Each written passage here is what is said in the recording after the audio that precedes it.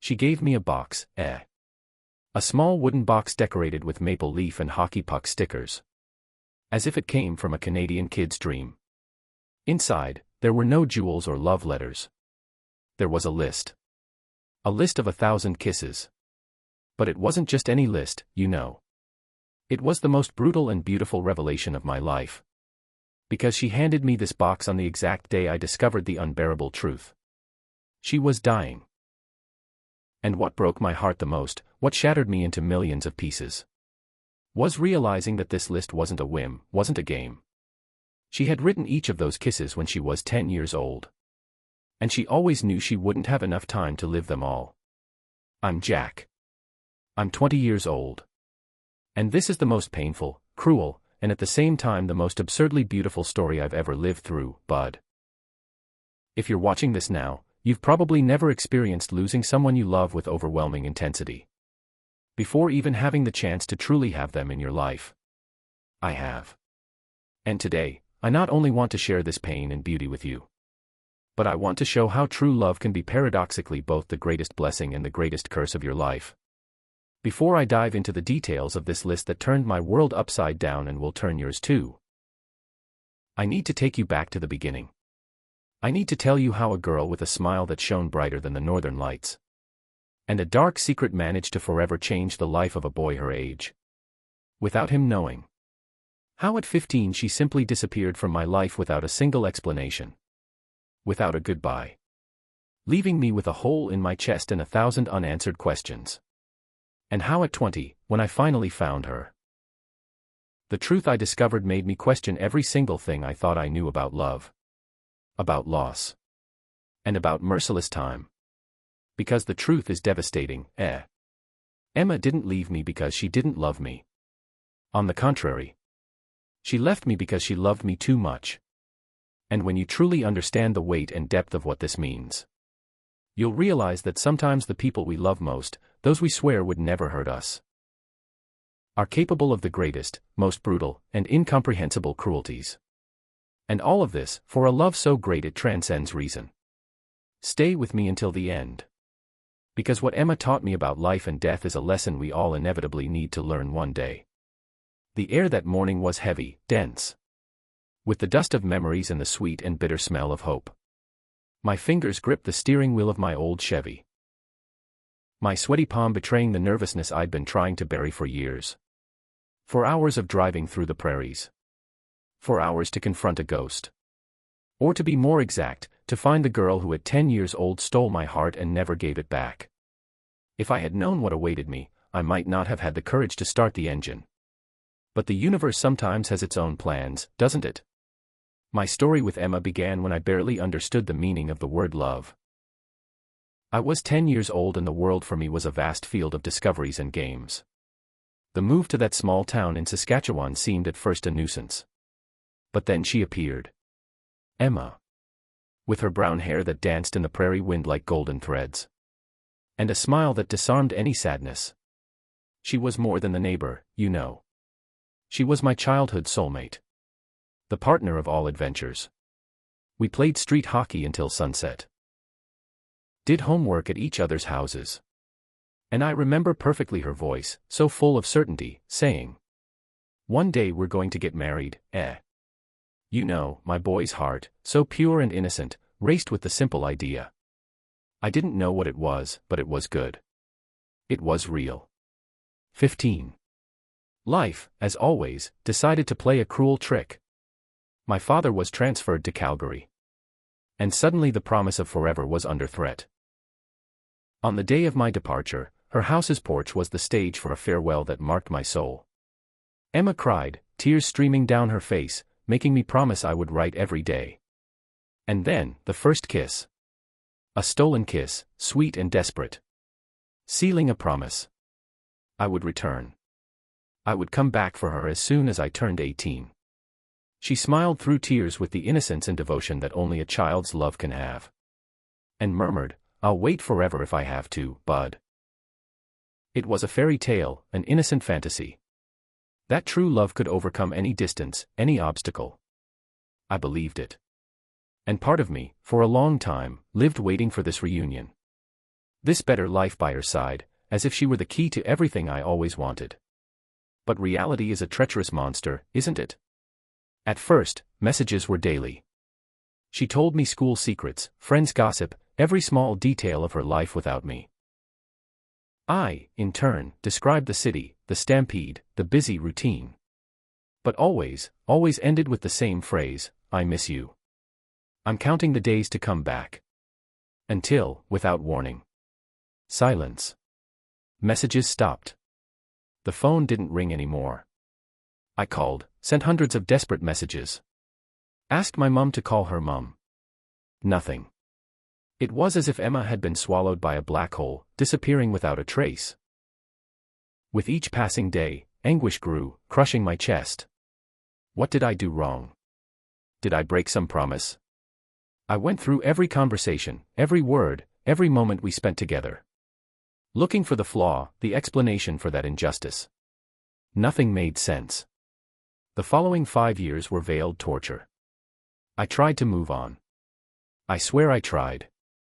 I went out with other girls, tried to fall in love again. But it was useless. There was always something missing, an emptiness that no one could fill. It was as if a part of me still belonged to that brown-eyed girl. To that whispered promise of forever. My buddy said I was obsessed. That I needed to get over a teenage love. But how do you get over someone who never really left your life? How do you forget the person who taught you what it is to love? The pain of rejection, of abandonment, was an open wound that refused to heal. I felt my heart tighten just thinking about her. A pain that accompanied me in every step, every breath. And then, 3 months ago, the decision. An epiphany. I couldn't live anymore with that doubt corroding my soul. I needed closure, even if it was painful. Curiosity and the need to know were stronger than fear of the truth. I took my car, keys trembling in my hands, and drove the 4 hours back to Saskatchewan. Every kilometer was a step toward the unknown, but also a step toward liberation. I wouldn't leave there without an answer. No matter what I discovered, I needed Emma. I needed the truth. Anxiety was almost palpable. And I knew that my life, one way or another, would change forever. This was the time to unravel the secret that had tormented me for years. This story of a childhood love lost, the loneliness of a broken promise. And the relentless search for an answer was my reality. I was a man with a broken heart, searching for the truth about an inexplicable disappearance. With every beat of my heart, the key words of my own life echoed. Loss. Hope. Rejection. And the eternal search for connection. The car engine fell silent, but the drumming of my heart in my ears was deafening. The familiar street stretched before me. And each house seemed to whisper memories. There it was, Emma's house. Exactly as I had left it. But a shadow hung over it, a silence that chilled the soul. I gathered every bit of courage I had left before getting out of the car. And then I saw her. Emma was there in the garden, bent over the rose bushes her mother cultivated with so much love. Time, cruel time, had sculpted a new image on her. She was thinner, fragile. And her movements were a painful ballet, as if every fiber of her being complained. Still, her beauty was undeniable, timeless. It was the Emma who inhabited my dreams.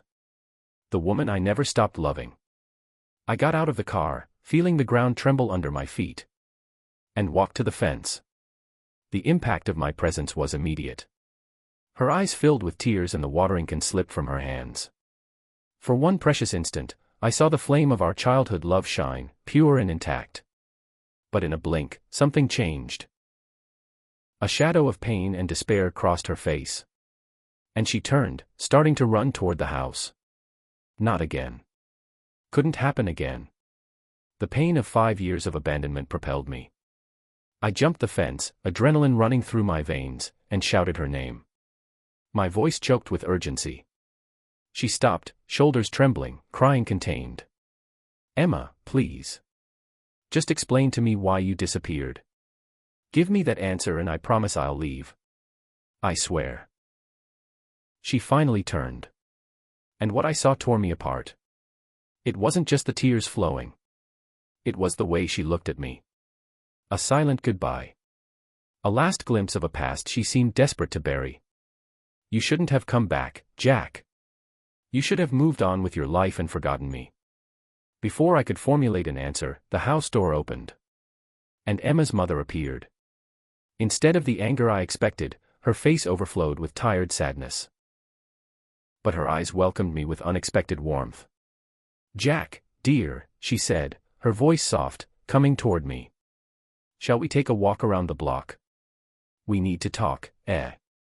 Emma, with a pleading look at her mother, nodded and quickly entered the house. While we walked down the street that was once the stage for so many games. Silence was filled only by bird song and the heavy beating of my heart. Emma's mother stopped, turned to me, and held my hands tenderly. I know how much you love my daughter, Jack, she began, her voice choked. When you left, I honestly thought it was just a teenage romance. That soon you would forget her. But now, seeing you here after so long, I see in your eyes the depth of what you feel. I think you deserve an answer, Jack. But you'll need to be patient with Emma. Why don't you have dinner with us tonight? And you can stay to sleep if you want. We turned Jim's office into a guest room. The world fell silent. Literally. The air seemed to thin in my lungs. And a sharp, almost physical pain hit me head-on. Everything fit together. The sudden silence. The abandonment. The sadness in Emma's eyes. They were trying to protect me from the inevitable loss. After dinner, Emma and I sat on the couch and started talking. That's why you stopped answering my messages. That's why you abandoned me. My voice was a whisper of pure hurt. I didn't abandon you, she said, her voice choked with tears. I freed you. You were 15 years old, Jack. You had a whole life ahead of you. I couldn't let you waste your best years taking care of someone who was dying. I felt a wave of sadness invade me. Not just because of the illness, but because they had taken away my right to choose. Because they had decided for me. Because they had preferred to hurt me rather than let me stay by her side. Her sacrifice, though well-intentioned, hurt me deeply. I felt betrayed when Emma's mother said she had told my parents. And everyone agreed it was better to separate us. So that Emma's death wouldn't interfere with my future studies. So, everyone knew Emma was sick. And let me think she just didn't want to be with me anymore. My voice came out choked, almost a whisper of despair. Dear. Emma's mother tried, her voice soft, but I couldn't accept it. You were so young. Your parents were just worried. They were afraid you wouldn't be able to handle the situation well and that it would harm your future. You shouldn't have decided for me. You didn't have the right to decide I wasn't strong enough to stay by her side. The hurt was palpable. Her mother intervened again, her voice loaded with pain and sadness. You were just a child, Jack. You don't understand the pain of watching someone you love waste away day after day. Then let me understand now, I said, my voice gaining new firmness and unshakable determination. I'm 20 years old. I'm not a child anymore. And I choose to stay. Jack, don't, Emma began, her voice weak. But I interrupted her, passion completely dominating me. No, Emma. For 5 years, I lived with the pain of thinking you didn't love me anymore. 5 years I carried the guilt of having done something wrong. And now I discover that you loved me so much that you preferred to hurt me rather than let me love you back. That's cruel, Emma. That's the most cruel thing you could have done to us. She broke down crying and I approached. The impulse to hug her overwhelming this time. She didn't pull back. I won't let you face this alone. I'll defer college, cancel my plans, cancel whatever I need to. But I won't leave you again. You don't understand, her mother insisted, desperation stamped on every word. She has at most a few months, maybe a year if we're lucky. Are you going to throw your life away for a few months? I looked directly into that woman's eyes, the conviction in my soul unshakable. I already threw away 5 years of my life for not having a few months with her. I won't make the same mistake twice. Emma looked at me. And in that look I saw an overwhelming mixture of love and despair. Jack, I don't want you to see me die. I don't want your last memories of me to be of pain and suffering. Then let's make sure they're not, I said, holding her soft hands. Feeling the warmth of her skin against mine. Let's make every day count. Let's live so much in a few months that it will be worth a whole life. That night, Emma's house, which before seemed haunted by silence, now resonated with the sound of boxes being dragged and our shared breathing. I helped her organize her old belongings. And each of her movements was a painful reminder of her body's fragility. Climbing stairs or carrying simple boxes left her exhausted. And my heart tightened seeing her struggle. But in her eyes, for the first time in 5 years, I saw a glimmer of hope. A light that pulled me closer. That's when I found it. A small wooden box decorated with maple leaf and hockey puck stickers. Irrefutable proof of the child she once was. Upon opening it, an avalanche of memories hit me. Faded photos. Crumpled notes. Small treasures from our childhood. But at the bottom, a folded and yellowed paper caught my attention. "What is this?" I asked, lifting the paper. Emma blushed, trying in vain to take the paper from my hands. But I was already unfolding it. It was a list written in her childish handwriting, full of spelling mistakes and small drawings in the margins. My gaze went through the words, and a knot formed in my throat. 1,000 kisses I need to save before I die. I read aloud, the phrase hanging in the air like a sad melody. The list was at the same time overwhelmingly innocent. And with a pain that cut the soul. There were simple kisses like, kiss on Mum's cheek, and, kiss on Jack's nose. But also grand desires. Kiss in the rain like in movies. Kiss under the northern lights. And the most bittersweet of all. Kiss on my wedding day. You wrote this when you were 10 years old? I asked, my voice almost a whisper, choked with emotion. She nodded, tears flowing freely down her face. I always knew something was wrong with me. Even before the diagnosis, I felt I wouldn't have as much time as other children. So I made this list, imagining all the things I wanted to live before leaving. I looked at the list again, and my heart broke into 1,000 pieces. Many of the kisses involved specific places in our town. Situations a child only knows through movies and books. The pure dreams of a girl who somehow sensed the limitation of her time. How many of these have you already lived? I asked, my voice loaded with a sadness I could barely contain. Few, she admitted with a heavy sigh. I stopped believing I could live this list when I discovered I was really sick. It stopped being a dream and became a painful memory of everything I would never have. That's when the idea was born. A flash of light amid the darkness that would change everything for us. What if we lived this list together? All the 1,000 kisses. Emma, let's transform your last months into something magical instead of just sad. She shook her head, eyes fixed on mine, a mixture of disbelief and longing. Jack, many of these things are impossible. I can barely walk properly. How am I going to manage to live adventures? We'll find a way, I declared, determination vibrating in every word. If you're going to leave, at least let's leave without regrets. Let's live a whole life in a few months. Emma looked at me with that smile I hadn't seen for 5 years. A smile that lit up her face. And for the first time since I found her, she seemed truly alive. All right, she said, her voice full of new hope. Let's live the 1,000 kisses. And that's how the most intense and painful phase of my life began. We decided that each day would be dedicated to a few kisses from the list. We started with the simplest and evolved to the most complex. In a race against time but full of love and discoveries. Our journey through the 1,000 kisses began simply but full of meaning. The first on the list, number 23, was the good morning kiss with Tim Hortons coffee taste. I woke up before the sun with my heart racing. And picked up her favorite double-double and Timbit.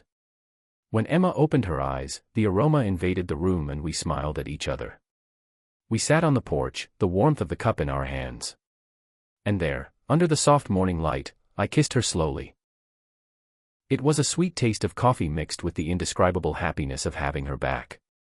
Of seeing her there, so real. Kiss number 47, kiss in the rain like in movies. Made us wait for a whole week with the anxiety of children. When finally the first drops fell, we ran to the garden. And the kiss came mixed with laughter and the feeling that the world was ours. Emma ended up catching a cold, but her radiant smile assured me. It was worth it, Jack. Every second. We revisited the past in kiss number 156, Kiss in the Place Where We Met. We returned to the old community center, now somewhat run down. A ghost of our childhood games. But there, among the worn-out floors and faded paint, we kissed, feeling the innocence of that time. And the surprising truth that true love could, yes, remain the same through the years. Untouched by time's marks. The days, however, had their own rhythm. While Emma's soul's vivacity exploded, I saw her body deteriorate. Fragility increased. But in her eyes, a brightness I hadn't seen since we were children was reborn. She laughed more, talked more. And her dreams, now tangible, gave purpose to each new dawn. It was as if the kiss list wasn't just a countdown, but a guide to a fuller and more intense life. Kiss number 389, Kiss with Beavertail's Taste at the Winter Festival. Was both a challenge and a joy. At the town's winter carnival, Emma could barely stand. So I carried her in my arms, feeling the light weight of her body against mine. We bought beavertails with maple butter and cinnamon. And there, in the middle of the vibrant crowd, we kissed. The sweet taste in our mouths and hearts overflowing with an almost painful happiness. We went to the lake for kiss number 532, Kiss Under the Northern Lights. Lying side by side on a blanket, lost in the immensity of the night sky. We talked about life, about the universe, about us. When I kissed her, Emma whispered that she felt like she was kissing the entire universe. And I believed her. That kiss was infinite. A promise amid the fragility of existence. However, there was one kiss that haunted me. A silent omen amid so much joy. Kiss number 847, Farewell Kiss That Doesn't Hurt. I knew it would come, that it would be the last. But the question corroded me. How to make it painless? How to say goodbye without the soul breaking? Emma got weaker every day. There were mornings when she could barely get out of bed. And I spent hours just holding her hand. Telling stories from our childhood. Reliving every detail to get a smile from her. Her parents, who initially showed veiled hostility to my presence, gradually gave in. They saw that I made her happy. That my love for her was unconditional, a safe harbor on difficult days. Her mother, in a moment of vulnerability, even apologized to me. I thought I was protecting you both, she confessed, eyes brimming with tears. But now I see that true love doesn't need protection. It needs courage. Those words were a balm for my soul. A confirmation that I was exactly where I should be. We reached kiss number 800 on a spring morning. Under the old tree in the garden where she used to play as a child. Emma was particularly weak, but I carried her with all the care in the world. Kiss number 800 was the kiss that makes time stop. And indeed it did. When I kissed her, the entire world seemed to silence. Pause just for us. It was a bubble of love, an instant of eternity. Jack, she said, her voice almost a whisper. I don't know if I'll be able to reach the 1,000 kisses. It doesn't matter, I replied, my voice choked with emotion, but firm in my conviction. What matters is that we tried. What matters is that we loved without fear. Emma smiled and I saw peace in her face. It wasn't the resignation of someone who gave up, but the serenity of someone who truly lived. Who exhausted every drop of life and happiness given to them. Kiss number 847 happened on a spring morning, 3 days later. Under the golden brightness of the sunrise that invaded the room. Emma was in my arms, her breathing weak, almost imperceptible. She was too weak to speak. But when I kissed her, I felt it. I felt her soul saying goodbye like a gentle breeze that goes away. That was the farewell kiss that doesn't hurt, she whispered, her last words almost inaudible. And she was right. It didn't hurt because the kiss wasn't the end of something, but the perfect conclusion of a story lived intensely. Full of love, gratitude, and the certainty that every moment was worth it. Emma departed that morning serenely, in my arms. A light smile drawn on her face. My world for an instant crumbled. But there was no regret, only the certainty that we had done everything right. We loved without limits, without fear, without reservations. An intensity that defied mortality itself.